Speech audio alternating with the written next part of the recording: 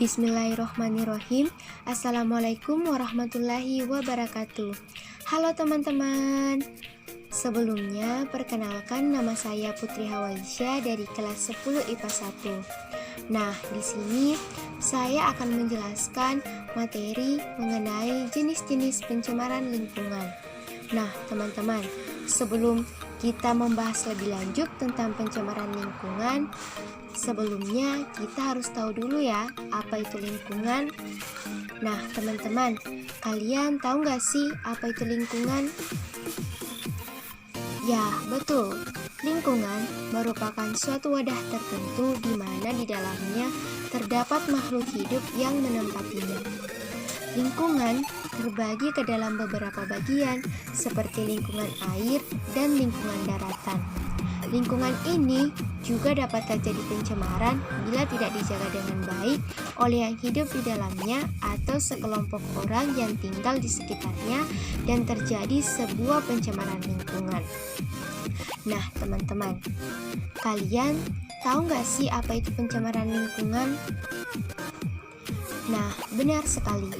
Pencemaran lingkungan merupakan masuknya sebuah zat atau energi atau makhluk hidup ke dalam lingkungan tersebut yang dapat merusak nilai fungsi dan kealamiannya. Teman-teman, pencemaran lingkungan ini dibedakan menjadi 3 jenis, yaitu pencemaran lingkungan air, udara, dan tanah. Nah, teman-teman, di sini kita akan membahas secara jelas dan secara detail mengenai pencemaran lingkungan yang meliputi pencemaran lingkungan air, udara, dan tanah. Oke teman-teman, sekarang kita akan membahas mengenai pencemaran lingkungan yang pertama, yaitu pencemaran air. Nah, teman-teman, tahu nggak sih apa itu pencemaran lingkungan air?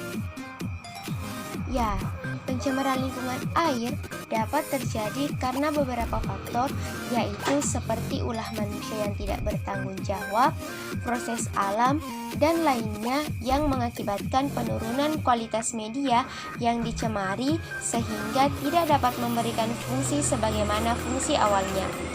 Air dikatakan tercemar jika sudah terkontaminasi dengan contamination organik yang menyebabkan air tidak bisa menjadi sarana pendukung bagi kehidupan makhluk hidup pada umumnya dan juga makhluk hidup yang tinggal di dalamnya seperti ikan dan makhluk hidup lain yang hidup di dalam air. Nah, teman-teman, di sini ada beberapa contoh pencemaran lingkungan air. Seperti yang terjadi di kota-kota besar, di mana sudah sangat sulit sekali menemukan air bersih. Dampak yang ditimbulkan adalah berbagai penyakit yang menyerang penduduk karena keterbatasan persediaan air bersih sehingga mengonsumsi air yang kualitas pakainya di bawah standar pemakaian. Seharusnya ada tempat pembuangan khusus limbah pabrik atau bagaimana caranya mengolah limbah-limbah menjadi nilai fungsi untuk hal lain daripada menjadi petaka bagi lingkungan air. Sayangnya, kesadaran ini belum dirasakan semua pihak sehingga pencemaran lingkungan air yang disebabkan oleh limbah dari pabrik besar belum teratasi dengan baik. Nah, teman-teman, adapun penyebab pencemaran lingkungan air yang pertama yaitu peningkatan kandungan nutrien. Limbah pabrik dan rumah tangga, sampah buangan, penggunaan bahan peledak. Nah, teman-teman, akibat dari pencemaran air ini juga sangat negatif. Dampak yang ditimbulkan dari pencemaran lingkungan air ini tidaklah mudah untuk diatasi. Bukan hanya sekedar dampak basa-basi, akan tetapi dampak ini sangat memprihatinkan bagi kehidupan. Ada beberapa dampak yang ditimbulkan dari pencemaran lingkungan air. Yang pertama yaitu banjir. Banjir merupakan musibah yang tentu bisa terjadi di mana-mana. Dan tentu saja bencana banjir akan sangat merugikan bagi kehidupan dan menghambat segala aktivitas keseharian Anda. Semua orang pasti tidak menginginkan lingkungannya mengalami kebanjiran, kan? Nah, selanjutnya yang kedua, erosi tanah. Pencemaran lingkungan air juga dapat mengakibatkan erosi tanah dan media lainnya yang sangat merugikan bagi kehidupan manusia. Sedangkan tanah ini sendiri merupakan sumber zat hara bagi kehidupan tumbuhan. Dampak yang ketiga yaitu tanah longsor, kelangkaan air bersih, rusaknya ekosistem, dan merugikan profesi nelayan. Nah, teman-teman, kalian sudah paham kan mengenai pencemaran air? Nah, selanjutnya kita akan membahas tentang pencemaran udara. Oke, langsung saja ya teman-teman. Pencemaran udara adalah kondisi di mana terdapat berbagai substansi zat, baik itu yang berupa fisik, biologi, atau kimia, yang terdapat di lapisan atmosfer bumi, yang apabila jumlah substansinya memiliki takaran yang melebihi batas pada umumnya, maka sangat berbahaya bagi makhluk hidup yang tinggal di dalamnya, serta dapat mengganggu kenyamanan dan kehidupan di bumi. Penyebab pencemaran udara. Pencemaran lingkungan yang berupa udara ini terjadi dari beberapa faktor, baik dari fenomena alam atau akibat ulah manusia yang tidak bertanggung jawab. Ada beberapa penyebab pencemaran udara, seperti polusi udara, polusi cahaya, polusi suara, ataupun udara yang terasa lebih panas dari keadaan pada umumnya. Adapun sumber pencemaran lingkungan udara ini yaitu yang pertama, aktivitas manusia. Berbagai aktivitas manusia yang bisa menjadi penyebab terjadinya pencemaran udara seperti asap kendaraan, pembakaran sampah plastik, pembuangan asap pabrik secara sembarangan, pembangkit listrik, dan masih banyak lagi aktivitas-aktivitas manusia lainnya yang bisa mengakibatkan pencemaran udara.